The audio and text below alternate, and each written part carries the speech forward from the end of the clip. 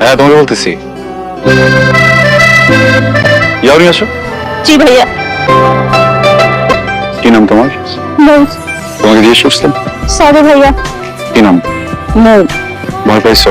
ভয় পাওয়ার মতো কিছু নাই। তুমি যেটা দেখছো ওটা মারামারি ছিল না, শাসন ছিল। ছোট ভাইরা শাসন করছিলাম। এখনো কিছু কিছু পরিবারে বখাটে ছেলেরা থাকে, বাবা মারা শাসন করে, এই বখাটে সন্তানদের ঠিক করে, সঠিক পথে আনে। ইউনিভার্সিটিতেও এরকম অনেক বখাটে ছেলেরা আছে। এখন বাবা মারা তো অনেক ব্যস্ত, তাই না? এত কাজ ফেলে বাবা মারা কি পারবে ইউনিভার্সিটি এসে ওদেরকে ঠিক করতে, শাসন করতে? ওই দায়িত্বটাই আমরা নিই, শাসন করি, ঠিক পথে আনি। এখানে ভয় পাওয়ার কিছু নেই। তোমার বাবা মাও তো তোমাকে শাসন করে, তাই না? আমার বাবা মা নেই। সরি, থাকলেও শাসন করতো না। তুমি তো অনেক লক্ষ্মী, শান্ত, সুন্দর, এই জন্য তোমাকে ভালো লাগছে।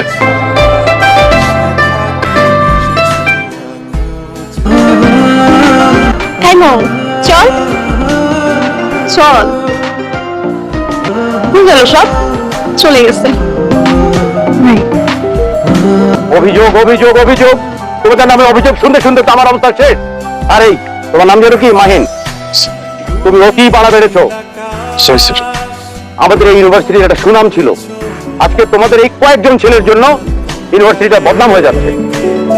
তোমরা, আমি যেটা আর কখনো তোমাদের নামে কোন ধরনের অভিযোগ না শুনি।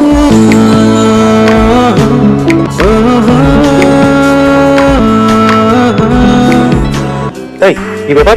এই ছেলেটাকে আমি বকলাম, ছেলেটা আবল দিল না, চলে গেল। এই মেয়েটাকে? স্যার, ও তোর কাজিন সিস্টার। কেমন আছো তুমি? হ্যালো। আমি ভালো নাই, গতকাল থেকে অনেক জ্বর। তোমার জ্বর? এটা আমার ছোটবেলার সমস্যা। ছোট থেকেই আমি যদি কিছু চাই আর সেটা যদি সেই সময় না পাই, আমার খুব জ্বর আসে। আবার সাথে শপিং এ গেলে যদি কোনো খেলনা চাইতাম, সে না দিলে খুব জ্বর আসতো। এখন বড় হয়ে গেছি, এখন আর ওরকম সমস্যা নেই। এখনকার সমস্যাটা একটু ভিন্ন। কাউকে যদি কিছু বলতে চাই আর বলতে না পারি, তখন খুব জ্বর আসে। তুমি তো আমার সাথে মিথ্যা কথা বলছো। কাজিন হয় স্যার? জি স্যার, কাজিন তো স্যার। ওরা ওরা কি নিয়ে কথা বলতেছে? স্যার ওই যে পড়াশোনা নিয়ে কথা বলছে আর কি স্যার। আই লাভ ইউ মো, অনেক ভালোবাসি। তোমার সর্বতার প্রেমে পড়ে গেছি। যদি মাইন্ড?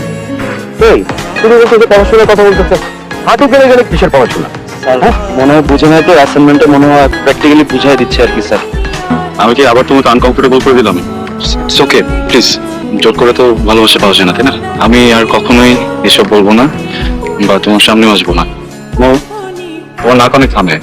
যার সাথে বিয়ে হবে তোমার সাথে তোমাকে অনেক আদর থাকবে। ভালো থেকো। আসি। I love you too. মালটা মনে হয় কেন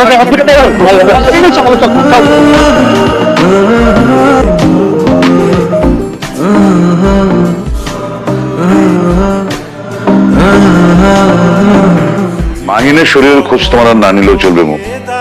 তোমাদের একটাই টার্গেট থাকে যে ঢাকায় এসে একটা বড় লোকের ছেলেকে যে কোনো ভাবে পটানো।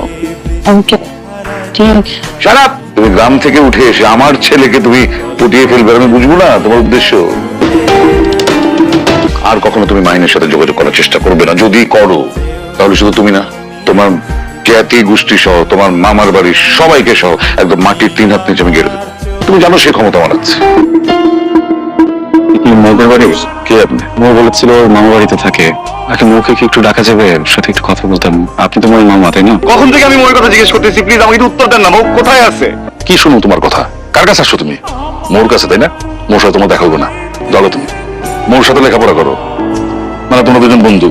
কিছু জানো না তুমি? মৌ নাই। নাই মানে? মৌ মারা গেছে। চলো ভিতরে চলো। তোমার কতবার বসে চলে যাও, তুমি তাও তুমি দাঁড়ায় আছো এখানে। আমার না এখান থেকে যেতেও ইচ্ছা করছে না। মনে হচ্ছে যে মৌ আমার আশেপাশেই আছে। একটু থাকি না আজকে রাতটা, কালকে সকালে চলে যাব। আপনি আমাকে বলবেন মোর কবরটা কোথায়?